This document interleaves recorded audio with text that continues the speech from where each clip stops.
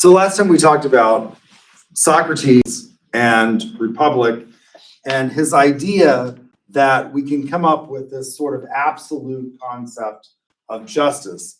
And this goes along with those three great questions: the question of knowledge, the question of conduct, and the question of governance. And basically what Socrates says is that there are people who can see the absolute perfection of ideas that we have. And we did this thing where I went through asking you what this is, and some of you said it was a table. Nobody said it was a desk. I said it was a desk. And then I suggested that if I'm sitting on it, perhaps it's not a desk, but it's a chair. So what is it that makes it a table? In lots of classes in the past that I've had, people have said, well, it doesn't have drawers. That's why it's a table and not a desk. And I'm like, oh, so all desks have drawers? Can you ever think of a desk that doesn't have a drawer? There are some that exist. Partners' desks generally didn't have drawers because they were meant for two people to sit at them. And we went through that little experiment. So there are these people that can see things clearly with the mind's eye. And those are the people that we should probably follow, which is where Socrates gets this idea of the philosopher king. We didn't get to Plato, or we didn't get to Aristotle, did we? Last time, did we talk about Aristotle? I don't think I did. Pretty sure I didn't. So just as Socrates has a famous student, which is the way we know about him, which is from two sources, his most famous student, which is Plato. Plato has a very famous student who is Aristotle. Aristotle is by training a scientist and a biologist and a physician. And it was kind of incredible the amount of things that the ancient world had in terms of medical knowledge. And so Aristotle approaches the problem differently. He never fully breaks with his teacher, Plato, but he does see things differently in his most famous works on ethics. So there are two, and what I think you see in these, there are two books that are really the foundation of Aristotle's thought, but apply to a great deal, I think, in terms of ideas that we can have beyond the scope of those two works. So they're the Nicomachean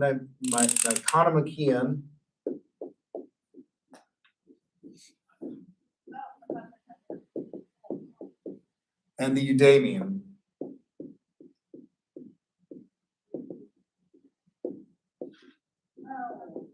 This one is named for his son, Nicodemus, and the other is named for one of his pupils. And what I think you see is throughout Aristotle's writings, this consistent theme that emerges that I think is more consistent than what you find in maybe some of the Platonic dialogues. So when we talk about Socrates and Plato, we can classify the dialogues as being early, middle, and late. And one of the things that we find is that some of the ideas that are very well worked out in the early dialogues of Plato are jettisoned in later works. And in Republic, some of the early things are jettisoned from earlier works in the dialogues. I think what you see is more consistency in Aristotle, although you see some differences between these two books. So what Aristotle says is that if we're going to determine what is ethical, we have to first determine what the purpose of a human being is. What is the terminus ad quem of a human being?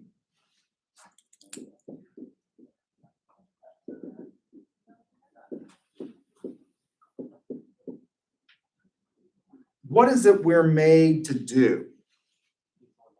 What constitutes a good life? And between these two books, we see subtle differences, but when you combine them and then you look at the rest of the works as a whole, I think what you see is you see an emergence of this sort of pattern. So we have to first determine or ascertain what it is that a human being does. Why is it that we exist? What is it that we're made for? Why is it that we're here? In order to arrive at the terminus ad quem, you have to sort of go down the list of questions. I was a why child as a youngster, and I would, sort of regale my parents with these questions, and my mother would become sort of exhausted. And at some point, I'd say, well, why that? Why that? Why that? And at some point, my mother would say, that's it, Grant, you can't ride a dead horse. To which I would respond, but you can sit on it a while.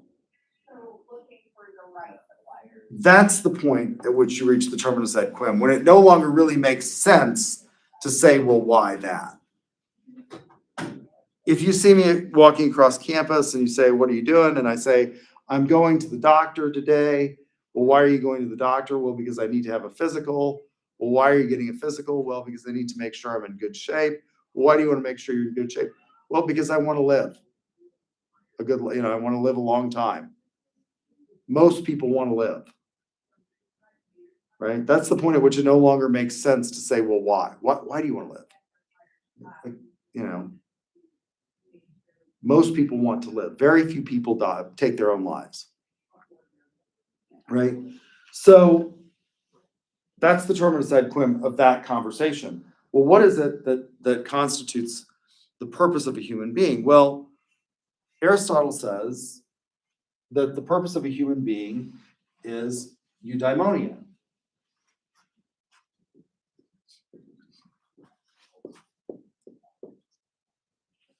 This is normally translated from ancient Greek as happiness. But I think that's a bad translation. Daniel Robinson, who taught at Oxford and was president at one time, I believe, of the American Psychological Association, and did an enormous amount of lecturing on the intersection of knowledge and psychology and on Aristotle's philosophy with regard to that, says that that's a bad translation. He says eudaimonia, and I believe Sir Anthony Kinney agrees with him, who's also at Oxford, or was, that a better translation is the flourishing life, because it cannot mean happiness as in drink up, let's have another round. It has to mean something more than that. It's not just the hedonistic lifestyle. And so Robinson argues that this is about a flourishing life. And in these two books, you see very different answers as to what a flourishing life is. In one of them, Aristotle says that the flourishing life is the contemplative life. It's the person who really thinks about things. And in the other book, he says that the good life is the life of the active lawgiver, the active citizen. Now, these are two radically different, it would seem, diametrically opposed views. The contemplative life is not necessarily a life of being active in the world. If we think about a modern philosopher, Michel Foucault, who basically did this, he just was kind of a feeling thermometer. He just sat around and thought all the time. That's not the active life. But if you look at Aristotle's own life, this was a guy who was, every single discipline on a college campus owes something to Aristotle. And if you combine those two, this is what he did. He was active in advising politicians or monarchs when he was alive. But he was also studying the cuttlefish and writing these great works of philosophy. It's the combination of these two. It's the middle ground between these two that I think constitutes the active or good, flourishing life. And you see it in a lot of Aristotle's writings. Aristotle, for example, says, that there are various types. So in Republic, what Socrates comes up with is this ideal form of governance in which you have men of gold, men of silver, men of bronze, and everybody sort of participates in the community to the extent that they have something to give. And ultimately, you're governed by this idea of a philosopher king. Aristotle says there isn't one form of government that's the best. There are various types of governments, and they can be either classified as good or bad. So you have good, bad, and he says, well, what are they? He looks around at the Greek city-states, and he says there's governments of one, a few, and many. And a good government of one, he calls a monarchy. And he defines this as being a government in which the government, if it's good, governs in the interest of the people that it governs, rather than in the interest of the rulers. A bad government of one, he calls a tyranny.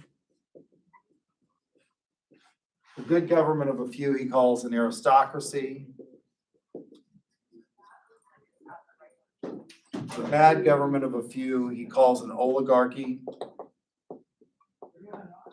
A good government of many, he calls a polity. And the worst form of government of all, democracy.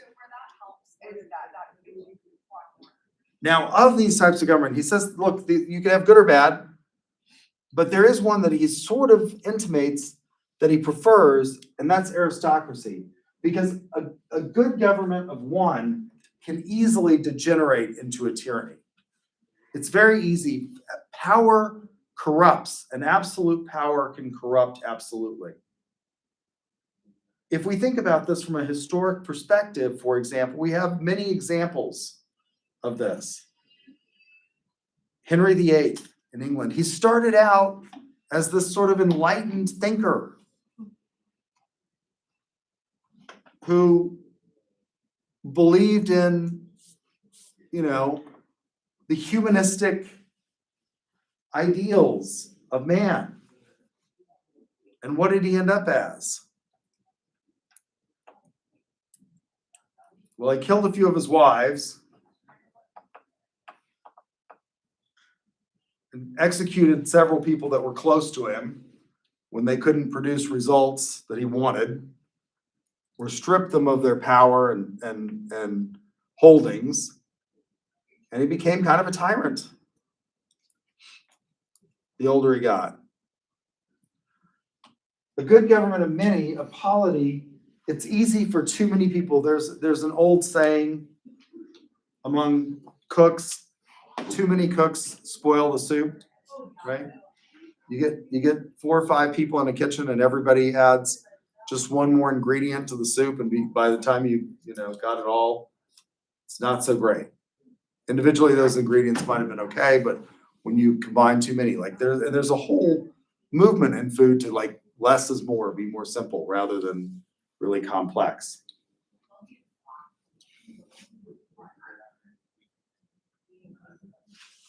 In aristocracy, on the other hand, you have maybe the balance, right?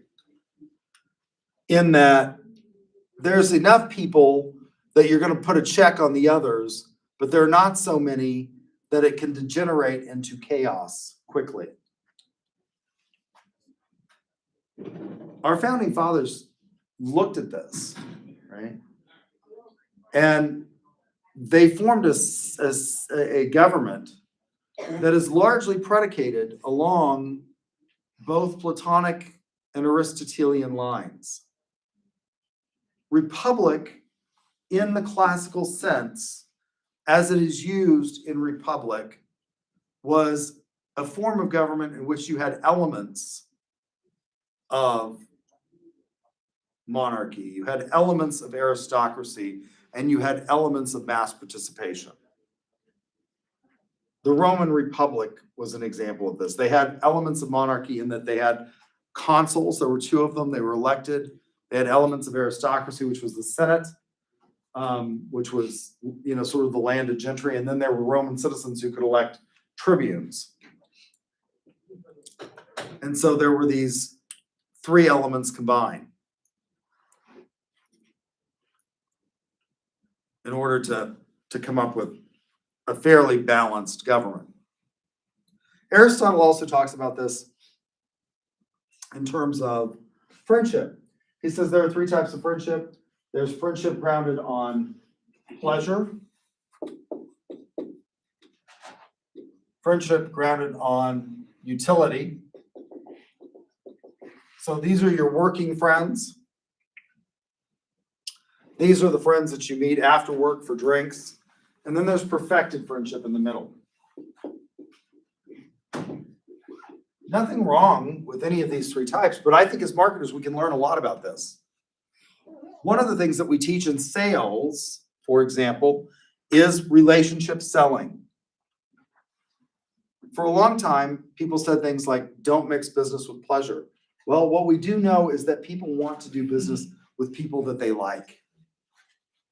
And so we want to build relationships with them. And that's one of the things that we teach is we teach relationship selling and how to do that.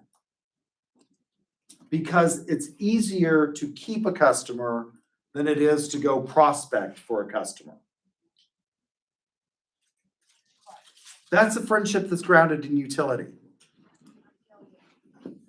There's nothing wrong with it.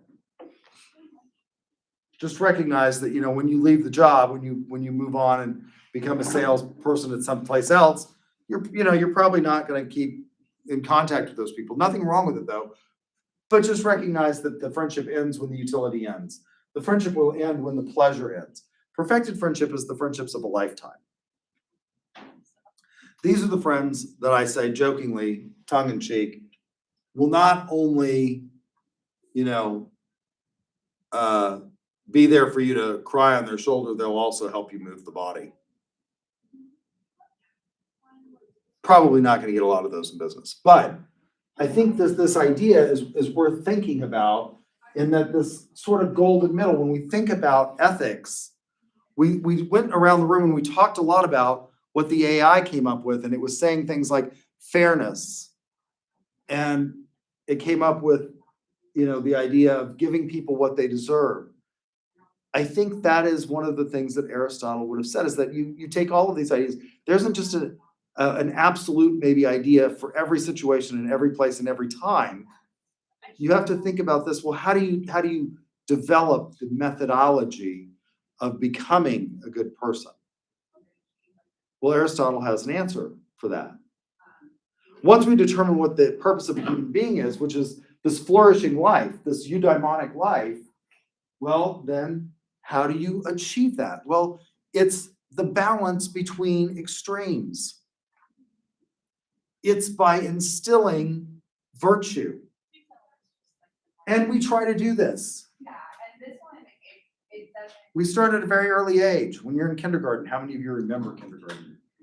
I still remember kindergarten. I liked kindergarten.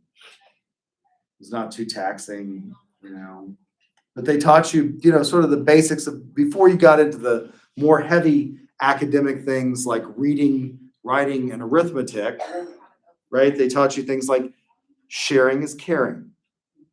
Do you all remember this lesson from kindergarten? If you brought cupcakes for your birthday, I never got to do this because my birthday was in July. And so I never got to take, or have a birthday party at school. I actually thought that was an advantage, because who the hell wants to go to school on your birthday? You want to play with your, sick new toys or whatever sort of word you all use for great. What is the current word for, it was sick. A few years ago, it was clutch. I don't know where the hell that came from. What else is there for like your cool stuff? What's the newest term? Anybody know? Yeah, I use dope. Dope, right. Okay. You know, when you had a birthday, I remember this, the kids that had birthdays during the school year, you know, they bring cupcakes, they had to bring something for everybody, right? Because again, sharing is caring, not just for their friends. You had to bring something for everybody. And so it's about instilling these virtues in people. Well, how do we determine what the virtues are? Well, once we've determined that the end of a human being is a flourishing life, what makes a flourishing life? Well, it's avoiding these extremes. So what's an extreme defect of character, for example? Well, it's cowardice. What's the opposite of cowardice? It's heedlessness. What's the middle ground? Courage. The coward is somebody who runs away from every fight, who never stands up when it's right. They always avoid the confrontation. The heedless person is somebody who at any provocation is willing to engage. The courageous person is one who knows when it's worth fighting. Again, when I was a child, my mother used to say, Grant, you need to learn to pick your battles. Because we now know that children's brains aren't fully formed until they're 25 years old, and those impulse controls are not there. I was ready to, if anybody just, looked at me wrong, to go off.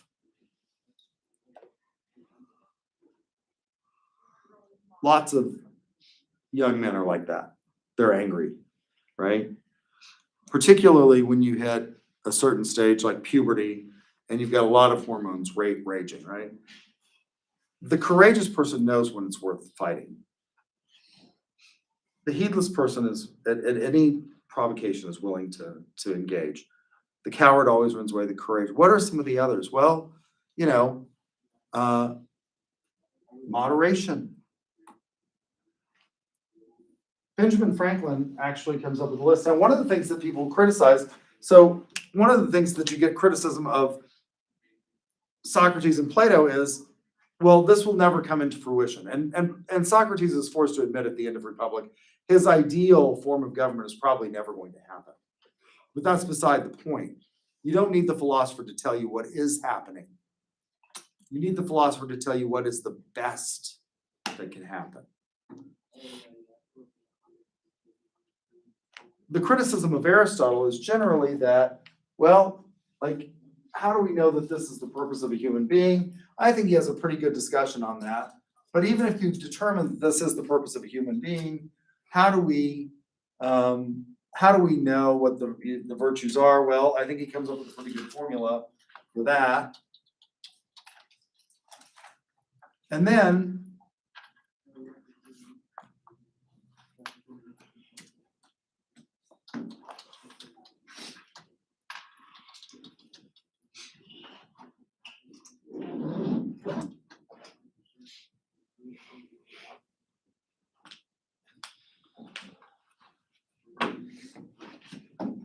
how can we instill them? Well, one of the things that we know from Benjamin Franklin is that he took this to heart and he became his own sociological experiment. And he attempted to instill these kinds of ideas in his daily life. So he came up with 13 virtues. Why 13? Well, because if you multiply 13 times 4, you come up with 52, which is the number of weeks in a year. Correct. It's the number of weeks in a year. So you can get through 4 complete cycles in a year. And he wrote them down on this piece of ivory, and he looked at them and determined whether or not he needed to work on them every day, and he did. And by all outward appearances, he became very successful. He was one of our most successful founding fathers, and he rose from very humble beginnings. His family was very poor. They were, very, very working class. His father was a renderer. He made soap and candles. And he apprenticed Franklin. He determined that Franklin was probably the smartest of his children, and he tried to send him to school, but he just didn't have the money. And so he finally apprenticed him off to a brother who was pretty cruel. And Franklin ultimately ran away. But he came up with these 13 virtues, and he tried every day to imitate them. If he didn't get it quite right, he knew he had more work to do.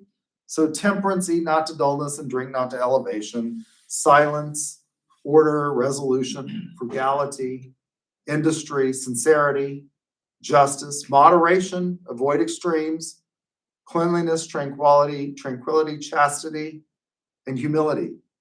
And by, again, all outward appearances, Franklin did a good job. So when we say things like, is it ever okay to lie in business, right? Is it ever okay to lie? We'll see a philosopher who says no in our next lecture. Well, generally speaking, no. But is there a time when it's okay to lie? When the doctor tells you this won't hurt a bit so that you'll stop squirming and give you the shot just for your benefit? You know, I don't know. I am out of time, so we will stop there. If you got ducks, come see me.